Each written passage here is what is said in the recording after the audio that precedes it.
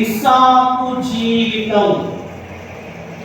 మరి ఒకసారి ఈ రాత్రి ప్రారంభించబడుతూ ఉన్న నూతనమైన అంశము ఇస్సాకు జీవితం. ఇస్సాకు జీవితం, లైఫ్ ఆఫ్ ఐజాక్. ఇస్సాకును ఇంగ్లీష్లో ఐజాక్ అని పిలుస్తాం. లైఫ్ ఆఫ్ ఐజాక్ అనగా ఇస్సాకు జీవితం. ఇస్సాకు జీవితాన్ని మనము 5 పాఠములుగా ధ్యానము చేయబోతూ ఉన్నాం. ఎన్ని పాఠాలు?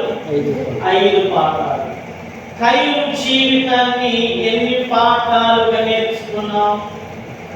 7 పాఠాలుగా నేర్చుకున్నాం. ఇస్సాకు జీవితాన్ని 5 పాఠాలుగా మనము ధ్యానము చేయబోతా ఉన్నాం. ఆ 5 పాఠాలు ఏంటి అని అంటే, మొదటిది ఇస్సాకు జీవితంలో మొదటి పాఠము ఇస్సాకు జననం. ఏంటి చెప్పండి? ఇస్సాకు జననం. రెండవది ఇస్సాకు విధేయత.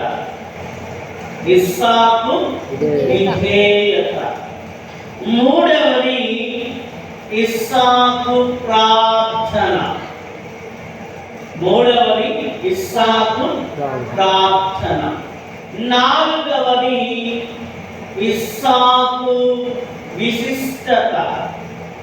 నాలుగవది ఇస్సాకు విశిష్టత. బబులు ఐదవది ఇస్సాకు ఆశీర్వాదం. ఐదవది ఇస్సాకు ఆశీర్వాదం. మొత్తం ఎన్నైనాయి? 5 పాఠాలు. మరొకసారి నేను తెలియపరుస్తా ఉన్నాను, జాగ్రత్తగా ఇక్కడ ఫీడ్ చేసుకోవాలి. మనస్సులో ఇవన్నీ కూడా ముద్రించబడాలి, చెరిగి పోకూడదు. ఇస్సాకు జీవితము ఈ రాత్రి ప్రారంభము చేయబడుతూ ఉన్న నూతనమైన అంశము. అందులో 5 పాఠాలను మనము ధ్యానము చేయబోతూ ఉన్నాం. మొదటి పాఠము ఇస్సాకు జననం. రెండవది ఇస్సాకు విధేయత. మూడవది ఇస్సాకు ప్రార్థన. నాలుగవది ఇస్సాకు విశిష్టత. ఐదవది ఇస్సాకు ఆశీర్వాదం. మొత్తం 5 అయినాయి కదా. ఈ 5 కూడా పూర్తి అవ్వడానికి మనకు ఎన్ని వారాల వ్యవధి పడుతుంది? 5 వారాలు. వారానికి ఒక పాఠం. 5 వారాలలో 5 పాఠాలు పూర్తి చేయబడతాయి. ఇస్సాకు గురించినటువంటి కొంత అవగాహన ఈ పాఠముల ద్వారా మనకు లభిస్తుంది. అంటే దాదాపుగా ఒక నెల వరకు, నెలకు ఎన్ని వారాలు? 4 వారాలు. ఒక్కొక్క నెలకు 5 వారాలు కూడా వస్తాయి. దాదాపుగా ఒక నెలంతా కూడా మనము ఇస్సాకు జీవితం గురించి ధ్యానం చేయబోతా ఉన్నాం. దయచేసి మీరందరికీ ఒక విజ్ఞప్తి ఏంటి అని అంటే, ఇస్సాకు గురించి కొంత అవగాహన మనము కలిగి ఉండాలి అని అంటే ఏం చేయాలో తెలుసా? ఈ 5 వారాలు కూడా మిస్ అవ్వకూడదు, రాకుండా ఉండకూడదు. ఈ 5 వారాలు కూడా మందిరానికి తప్పకుండా వస్తే ఈ 5 పాఠాల గురించి నేర్చుకోగలుగుతాం. రైట్. ఈ 5 పాఠాలలో మొదటి పాఠం ఇస్సాకు జననం. ఏంటి చెప్పండి? ఇస్సాకు జననము గురించి ఈ రాత్రి మనము ఆలోచన చేద్దాం. The birth of Isaac. The birth of Isaac. ఇస్సాకు జననము గురించి ఆలోచన చేద్దాం. ముందుగా ఇస్సాకు గురించి కొన్ని సంగతులను మీకు తెలియపరచాలని ఆశపడుతూ ఉన్నాను. ఇస్సాకు గురించి కొన్ని సంగతులు. ఏంటి ఆ సంగతులు అని అంటే, ఇస్సాకు ఎవరో తెలుసా? అబ్రహాము శారాల యొక్క కుమారుడు. అబ్రహాము శారాల యొక్క కుమారుడు. ఇస్సాకు తరువాత శారాకు మరలా పిల్లలు పుట్టారా? పుట్టలేదా? పుట్టలే. ఒకడే ఏకైక కుమారుడు అబ్రహాము శారాల యొక్క కుమారుడు ఇస్సాకు. తరువాత సంగతి, ఇస్సాకు అబ్రహాము శారాలకు వృద్ధాప్యంలో అనగా ముసలితనంలో దేవుని వాగ్దానము వలన కలిగిన కుమారుడు. అర్థమైందా? అబ్రహాము శారాలు ముసలి వయస్సులో ఉన్నప్పుడు దేవుని యొక్క వాగ్దానము వలన ఇస్సాకు జన్మించాడు, ఇస్సాకు పుట్టాడు. అబ్రహాముతో దేవుడు వాగ్దానం చేశాడు. ఆ వాగ్దాన ప్రకారముగానే ఇస్సాకు జన్మించాడు. తరువాత సంగతి ఏంటి అని అంటే, ఇస్సాకు దేవుడు అబ్రహాముతో చేసిన నిబంధనకు గుర్తు. ఇస్సాకు దేవుడు అబ్రహాముతో చేసిన నిబంధనకు గుర్తు ఎవరు అని అంటే ఇస్సాకు. ఈ సందర్భంగా మీకు మరి ఒకటి గుర్తు రావాలి. దేవుడు జల ప్రళయం తరువాత నోవహుతో కూడా ఒక నిబంధన చేసి ఆ నిబంధనకు ఒక గురుతు ఉంచాడు ఆకాశంలో. ఏంటి ఆ గురుతు? ఆకాశంలో మనకేం కనిపిస్తుంది అప్పుడప్పుడు? ఇంద్రధనస్సు, రెయిన్బో. ఇంద్రధనస్సులో ఎన్ని రంగులు ఉంటాయి? 7 రంగులు, 7 రంగులు, 7 రంగుల ఇంద్రధనస్సు. దాన్ని చూస్తే మనకు ఏం గుర్తు రావాలి? జల ప్రళయము ముగిసిన తరువాత నోవహు అతని సంతానము బయటకు వచ్చినప్పుడు దేవుడు అన్నాడు, ఇక మీదట నేను ఎన్నడూ జల ప్రళయము ద్వారా మనుషులను నాశనము చెయ్యను అని నోవహుతో నిబంధన చేశాడు. దానికి గుర్తే ఇంద్రధనస్సు. అది గుర్తు రావాలి. ఇంద్రధనస్సు చూసినప్పుడు జల ప్రళయం వరకు మనం వెళ్ళాలి.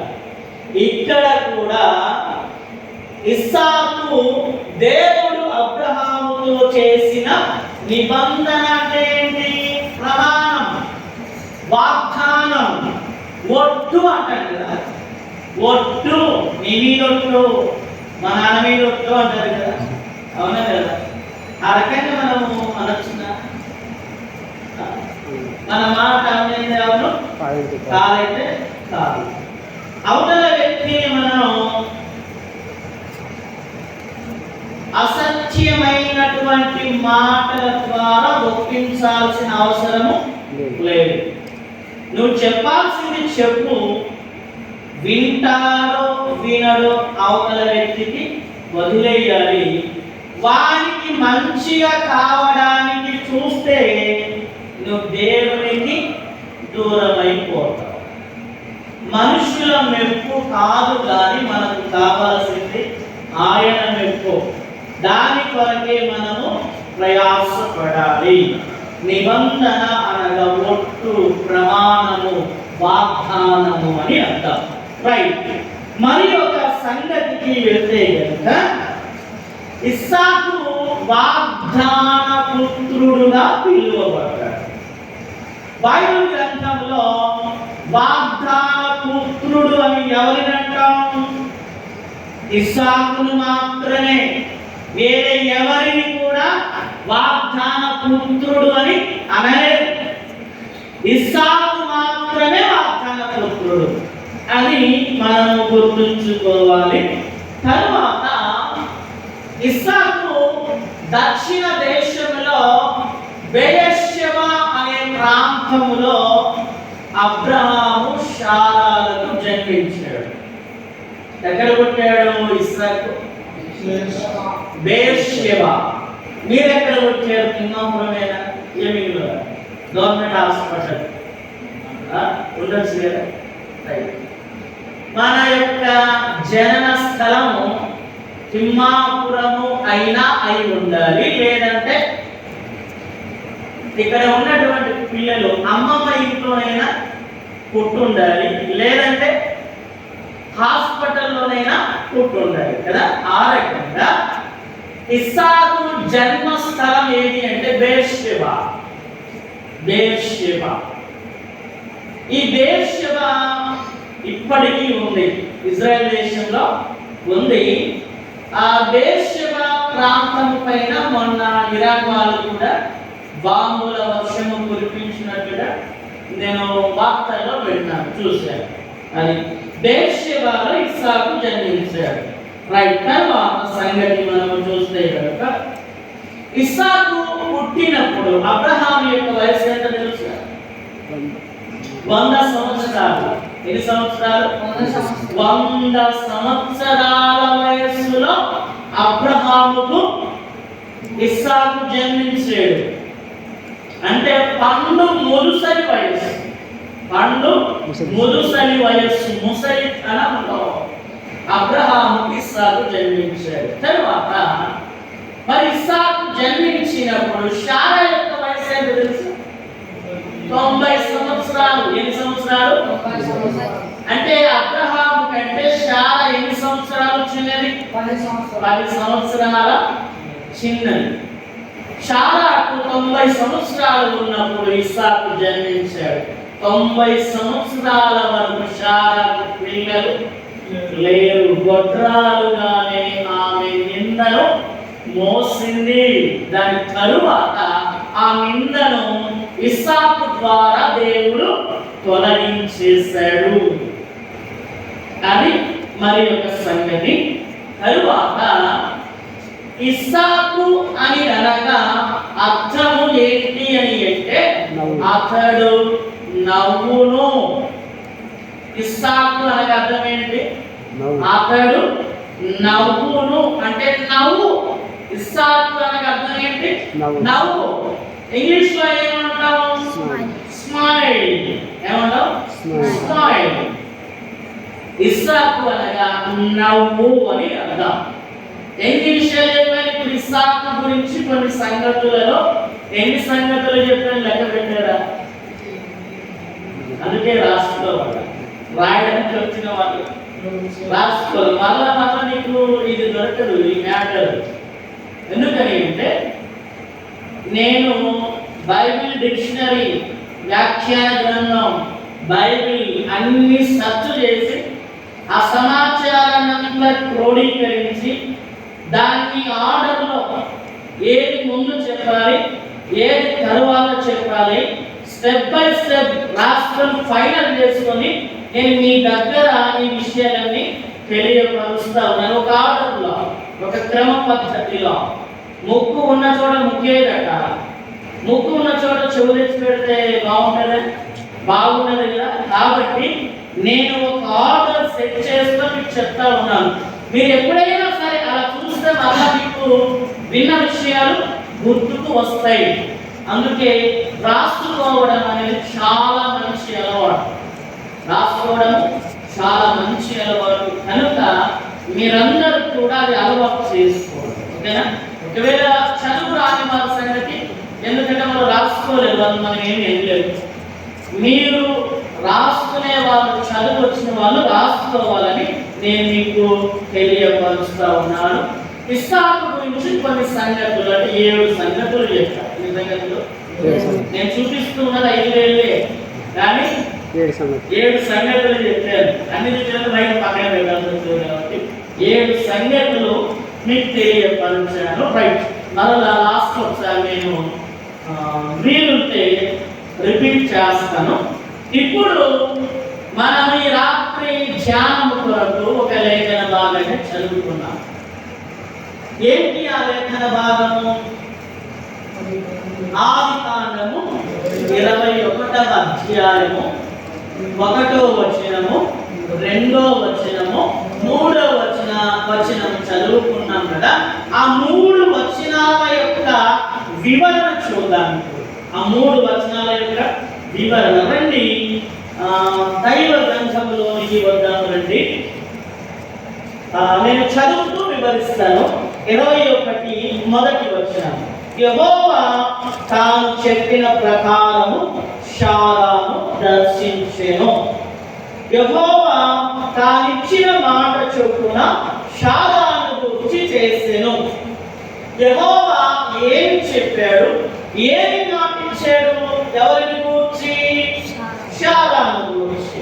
బాగా వినండి, స్పష్టముగా వినండి. యెహోవా తాను చెప్పిన ప్రకారం శారాను దర్శించాడు. శారా గురించి దేవుడు ముందుగా ఏదో చెప్పాడు, అది ఏంటో మనకు తెలియాలి. తర్వాత 2వ లైను, యెహోవా తాను ఇచ్చిన మాట చొప్పున శారాను గురించి చేసాను. శారాను గురించి దేవుడు ఏమి ఇచ్చాడు? మాట ఇచ్చాడు. తను మాట ఇచ్చిన ప్రకారముగా చేశాడు అని ఇక్కడ వ్రాయబడి ఉంది. మరి దేవుడు శారాను గురించి ఏమి చెప్పాడు, ఏమి మాట ఇచ్చాడు, ఏమి నెరవేర్చాడో మనకు తెలియాలి అంటే పక్కకి రండి. 17వ అధ్యాయము, ఆదికాండము 17వ అధ్యాయము 16వ వచనాన్ని చూద్దాం. అక్కడ శారాతో చెప్పిన మాట అక్కడ వ్రాయబడి ఉంది. నేను ఆమెను ఆశీర్వదించాలి. ఎవరిని గురించి మాట? శారాను గురించినటువంటి మాట. ఆమెను ఆశీర్వదించి ఆమె వలన నీకు కుమారుని కలుగజేసెదను.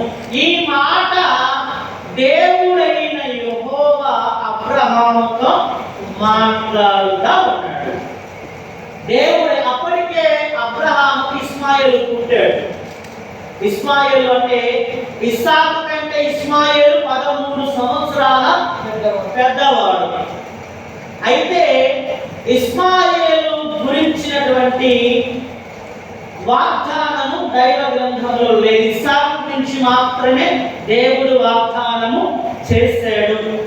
అబ్రహాము శారాల గర్భాన పుట్టబోయే కుమారుడే నీ ఆస్తి అంతటికి వారసుడు అవుతాడు అని చెప్పి అబ్రహాముతో దేవుడు ముందుగానే చెప్పాడు. ఇక్కడ అబ్రహాముతో దేవుడు మాట్లాడుతూ ఏమంటాడు?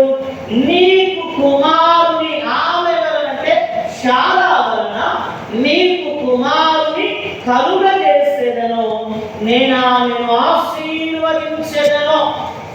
మరలా 2వసారి వచ్చింది ఆశీర్వదించేదను. అక్కడ ఆశీర్వదించి అన్నాడు, ఇక్కడ ఆశీర్వదించేదను అన్నాడు. ఆమె జనములకు తల్లి అయిందను.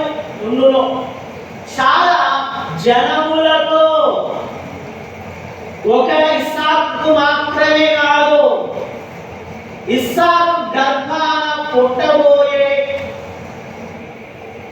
ఏశావు యాకోబులకు, వారి గర్భాన పుట్టబోయే యాకోబు గర్భాన పుట్టబోయే 12 గోత్రాలకు, ఆ 12 గోత్రాలలో నుండి వచ్చిన లెక్కలేని జనాంగమైన ఇశ్రాయేలీయులందరికీ తల్లి ఎవరుంటారు? శారా ఉంటుందని ఈ మాట దేవుడు ఎప్పుడు మాట్లాడుతూ ఉన్నాడు? ఏమన్నాడు తెలుసా? ఇంకా శారా గర్భవతి కూడా కాదు. ఆమె గర్భవతి కూడా కాకముందే అబ్రహాముతో దేవుడు ఈ రకమైనటువంటి మాటలు మాట్లాడుతూ ఉన్నాడు. తర్వాత జనముల రాజులు ఆమె వలన కలుగుదురని అబ్రహాముతో చెప్పాను. అంటే నీ గర్భములో నుండి రాజులు వస్తారు అన్నాడు. దావీదు ఎవరు? ఆ గర్భంలో నుండి వచ్చిన వాడే కదా. మన రాజులకు రాజు రారాజు ఎవరు? యేసు ప్రభు ఎక్కడి నుండి వచ్చాడు? ఆ గర్భములో నుండే ఈ లోకానికి దిగి వచ్చాడు. అదే చెప్పాడు ఇక్కడ. ఆయన చెప్పిన ప్రకారంగా చేశాడు, చేసి చూపించాడు. అది మన దేవుని యొక్క గొప్పదనం. ఆయన మాట ఇస్తే మాట తప్పడు. తాను ఏదైతే మాట ఇచ్చాడో, వాగ్దానాన్ని ఇచ్చాడో దాన్ని నెరవేర్చే దేవుడు నీవు నేను ఆరాధిస్తున్నటువంటి దేవుడు. ఇది అన్నమాట శారాను గురించి దేవుడు చెప్పినటువంటి మాట, చేసినటువంటి వాగ్దానము ఇది. ఈ వాగ్దానం ఎక్కడ నెరవేరింది? ఆదికాండము 21వ అధ్యాయము 1వ వచనంలో ఇది నెరవేరింది. తర్వాత 2వ వచనానికి వద్దాం రండి. ఎట్లనగా దేవుడు అబ్రహాముతో ఎక్కడ 21:2 ఆదికాండము 21వ అధ్యాయము 2వ వచనం. ఎట్లనగా దేవుడు అబ్రహాముతో చెప్పిన నిర్ణయ కాలములో శారా గర్భవతి అయి అతని ముసలితనమందు అతనికి కుమారుని కనెను. నిర్ణయ కాలమందు అంటే నిర్ణయించబడిన కాలములోనే శారా గర్భవతి అయి ముసలితనమందు అబ్రహాము కుమారుని కనెను.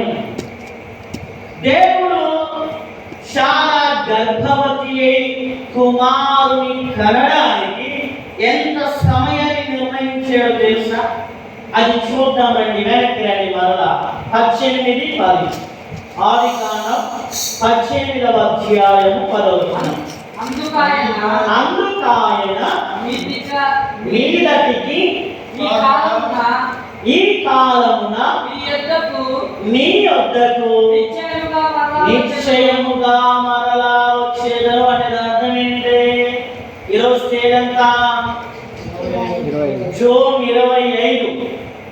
ఈ రోజు దేవుడు అబ్రహాము యొక్క ఇంటికి వచ్చాడు. అబ్రహాం ఏం చేశాడు? వచ్చినంతమంది ముగ్గురు వచ్చారు. 2 దేవదూతలు, దేవుడు, ముగ్గురు వచ్చారు. అబ్రహాము ఆ ముగ్గురిని కూడా తన ఇంటికి ఆహ్వానించి శ్రేష్టమైనటువంటి భోజనాన్ని ఏర్పాటు చేశాడు. ఏ తేదీన? జూన్ 25వ తేదీన ఏర్పాటు చేశాడు. ఆ విందు జరుగుతూ ఉండగా దేవుడు అబ్రహాముతో మాట్లాడుతూ ఉన్నాడు. మీదటికి ఈ కాలం అంటే మరలా వచ్చే 2026వ సంవత్సరము జూన్ 25వ తేదీకి ఈ మధ్యకాలం ఎంత? సంవత్సరం. ఎంత చెప్పండి? సంవత్సర కాలంలో ఈ భార్య అయిన శారా గర్భవతి అయి కుమారుని కనుగొని దానికి అర్థం. ఒక సంవత్సర కాలంలో మేము మరలా వస్తాము. ఆ టయానికంతా నీ భార్య కుమారుని కంటుంది అని చెప్పి ఈ మాట ఎవరు చెప్పారు? దేవుడు చెప్పాడు. ఎవరితో చెప్పాడు? అబ్రహాముతో చెప్పాడు. ఇది 2వ వచనం యొక్క వివరణ. ఇప్పుడు 3వ వచనానికి వద్దామండి. 21:3. అప్పుడు అబ్రహాము తనకు పుట్టినవాడును బాగా చూడండి. ఇక్కడ ఎలా రాశారో చూడండి. ట్రాన్స్లేషన్ ఎలా జరిగింది చూడండి. అబ్రహాము తనకు, మనం అంటాం నా కొడుకు అంటాం కదా, నా కొడుకు. ఎందుకు? నువ్వు సగర్వంగా చెప్పుకుంటావు నా కొడుకు, నా కూతురు. ఇక్కడ ఏమని రాశాడు దేవుడు? అబ్రహాము తనకు పుట్టిన కుమారుడు ఆ, తనకు శారా తనకు శారా, ఇక్కడ చూడు అప్పటికే ఎవరున్నారు? ఇస్మాయిల్ ఉన్నాడు. ఇస్మాయిల్ యొక్క తల్లి పేరు హాగరు. హాగరు ఉంది. హాగరు యొక్క కుమారుడైన ఇస్మాయిల్ కూడా ఉన్నాడు. ఇక్కడ ఏమని క్లియర్గా చూడండి, ఎంత క్లియర్గా దేవుని యొక్క మాట స్పష్టత మనకు అర్థవంతంగా ఉందో చూడండి. శారా కనినవాడునైన తన కుమారునికి ఇస్సాకు అని పేరు పెట్టెను. శారాకు పుట్టినటువంటి కుమారునికి అబ్రహాము ఏమని పేరు పెట్టాడు? ఇస్సాకు అని పేరు పెట్టాడు. ఈ పేరు ఎవరు పెట్టమన్నారో తెలుసా? మీ పేర్లు ఉన్నాయి, ఎవరు పెట్టారు మీకు ఈ పేర్లు? తల్లిదండ్రులు పెట్టారు. తర్వాత తల్లిదండ్రులకు తెలియనప్పుడు సేవకులు పెట్టి ఉండాలి. ఒకవేళ ఎవరైనా సరే మనకు తెలిసిన వారు, ఆత్మీయులు, బంధువులు మనం సలహా అడిగినప్పుడు ఈ రకంగా పెట్టుకోండి అని కూడా చెప్పి ఉంటే పెట్టి ఉండొచ్చు. ఈ రకంగా కూడా జరిగి ఉండవచ్చు. ఇక్కడ అబ్రహాము తన కుమారుడైన ఆ శారాకు పుట్టినటువంటి ఆ వ్యక్తికి ఏమని పేరు పెట్టాడు? ఇస్సాకు అని పెట్టాడు. ఈ పేరు ఎవరు సూచించారు తెలుసా? రండి. ఈ పేరు పెట్టమని ఎవరు చెప్పారు అబ్రహాము అంటే ఆదికాండం 17:19. ఆదికాండం 17వ అధ్యాయం 19. దేవుడు ఈ భార్యైన శారా, ఈ మాట ఎవరు మాట్లాడుతూ ఉన్నారు? దేవుడు మాట్లాడుతూ ఉన్నాడు. ఎవరితో మాట్లాడుతూ ఉన్నాడు? అబ్రహాముతో మాట్లాడుతూ ఉన్నాడు. నీ భార్య అయిన శారా నిశ్చయంగా నీకు కుమారుని కను. నిశ్చయంగా అర్థం ఏంటి? ఖచ్చితంగా ఎలాంటి సందేహము లేదు, ఎలాంటి డౌట్ లేదు. నిశ్చయముగా నీవు కుమారుని కనును నీ వశానికి పెట్టుదువు. ఇప్పుడు చెప్పండి, ఈ పేరు సూచించింది ఎవరు? దేవుడే సూచించాడు. దేవుడు సెలవిచ్చినట్లుగా అబ్రహాము ఏం చేస్తాడు? శారాకు పుట్టిన కుమారునికి ఏమని నామకరణం చేశాడు? ఇస్సాకు అని పేరు పెట్టాడు. నిశ్చయముగా నీ కుమారునికి ఇస్సాకు అని పేరు పెట్టుదువు. అతని తరువాత అతని సంతానము కొరకు నిత్య నిబంధనగా నా నిబంధనను అతనితో స్థిరపరచుదును అని చెప్పి ఈ సంగతులన్నింటినీ కూడా దేవుడు ముందుగానే అబ్రహాముకి లీక్ చేశాడు. ఏం చేశాడు? లీక్ చేశాడు, తెలియపరచాడు. ముందుగానే తెలియపరచాడు. అంటే ఫ్యూచర్ గురించి, భవిష్యత్తులో జరగబోయే కార్యక్రమాల గురించి, పరిణామాల గురించి దేవుడైన యెహోవా అబ్రహాముకు ముందుగానే తెలియపరచాడు. దేవుడు చెప్పినట్లుగా అబ్రహాము తన కుమారుడైన ఇస్సాకు అని పేరు పెట్టాడు తన కుమారునికి. అయితే ఈ సందర్భముగా ఒక వచనాన్ని మన కొరకు, ఎవరి కొరకు? మనందరి కొరకు ఒక వచనాన్ని చూపించి ముగించేస్తాం. రండి, గలతీ పత్రిక 4వ అధ్యాయము 28వ వచనం. ఈ వచనం మనందరి కొరకే. గలతీ పత్రిక 4వ అధ్యాయము 28వ వచనం. సహోదరులారా, మనమును ఇస్సాకు వలె వాగ్దానమును బట్టి పుట్టిన కుమారులమై ఉన్నాము. మనం ఇప్పుడు ఈ వచనాన్ని బట్టి చెప్పండి, మనం ఎవరము? మనము కూడా వాగ్దాన కుమారులని. ఎవరిలాగా? ఇస్సాకులాగా. అదే అంటా ఉన్నాడు అపోస్తలుడైన పౌలు గారు గలతీయులకు రాస్తూ ఈ మాట ఆయన కోట్ చేశాడు. ఏమని? సహోదరులారా, మనమును ఇస్సాకు వలె వాగ్దానమును బట్టి పుట్టిన కుమారులమై ఉన్నాము. మనము ఇస్సాకులాగా మనందరం కూడా వాగ్దాన కుమారులమే అని మనము గుర్తెరగాలి, గమనించాలి. ఇది మనందరి కొరకు దేవుడు ఇచ్చినటువంటి శ్రేష్టమైనటువంటి వాగ్దానముతో కూడినటువంటి మనకు భరోసా, మనకు ధైర్యము. ఆనాడు ఇస్సాకు మాత్రమే కాదు వాగ్దాన పుత్రుడు, ఈనాడు మనందరము కూడా వాగ్దానం చేత మనం జన్మించినటువంటి వాగ్దాన కుమారులము అన్న సంగతి మనము ఎరుగుదుము. ఆమేన్. హల్లెలూయా, హల్లెలూయా. అర్థమైందా? చేస్తారు, జాగ్రత్తగా వినండి. ఈ రాత్రి మనం ప్రారంభం చేసినటువంటి నూతనమైన అంశము ఇస్సాకు జీవితం. ఇస్సాకు జీవితంలో మనం 5 ప్రాముఖ్యమైనటువంటి పాఠాలను ధ్యానము చేయబోతా ఉన్నాం. అవి ఏంటి అని అంటే, మొదటి పాఠము ఇస్సాకు జననం, రెండవది ఇస్సాకు విధేయత, మూడవది ఇస్సాకు ప్రార్థన, నాలుగవది ఇస్సాకు విశిష్టత, ఐదవది ఇస్సాకు ఆశీర్వాదం. ఇస్సాకు ఆశీర్వాదం. ఈ 5 పాఠాలలో మొదటి పాఠము అయినటువంటి ఇస్సాకు జననము గురించి ఈ రాత్రి మనము ధ్యానం చేశాం. ముందుగా ఇస్సాకు గురించి కొన్ని సంగతులు మీకు తెలియపరిచారు. ఉపోద్ఘాతము అంటారు, ఏమంటారు? పరిచయం. ఉపోద్ఘాతము అన్న పరిచయం అన్న ఒకటి. ఆ పరిచయంలో మీకు 7 సంగతులు చెప్పారు. మొదటి సంగతి ఏంటంటే, ఇస్సాకు అబ్రహాము శారాల యొక్క కుమారుడు అని.